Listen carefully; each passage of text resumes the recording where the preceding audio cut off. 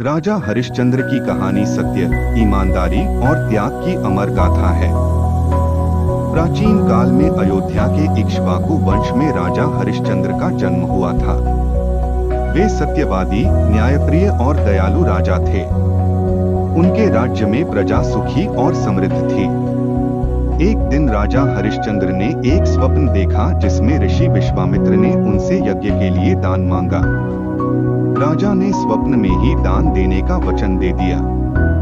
जब राजा जागे, ऋषि विश्वामित्र ने उनसे दान की मांग की। राजा ने वचन निभाने के लिए अपना सारा राज्य, धन और संपत्ति ऋषि को सौंप दी। इसके बाद ऋषि विश्वामित्र ने राजा से दक्षिणा की मांग की।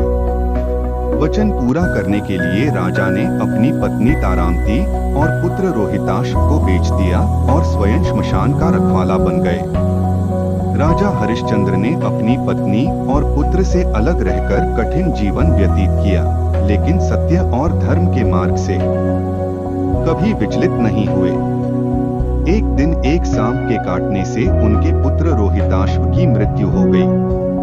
तारामती अपने पुत्र के अंतिम संस्कार के लिए श्मशान पहुंची। राजा हरिश्चंद्र ने श्मशान की रक्षक के रूप में अंतिम संस्कार का शुल्क मांगा। तारामती ने अपने मंगलसूत्र को शुल्क के रूप में देने का निर्णय लिया। तभी देवता और ऋषि वहां प्रकट हुए और राजा हरिश्चंद्र की परीक्षा समाप्त हुई। भगवान ने उनकी सत्यनिष्ठा और धर्मपरायणता से प्रसन्न होकर उन्हें आशीर्वाद दिया।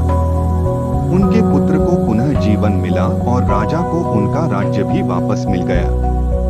इस कहानी से यह शिक्षा मिलती है कि सत्य और धर्म के मार्ग पर चलने वाले व्यक्ति को अंततः विजय और सम्मान मिलता है।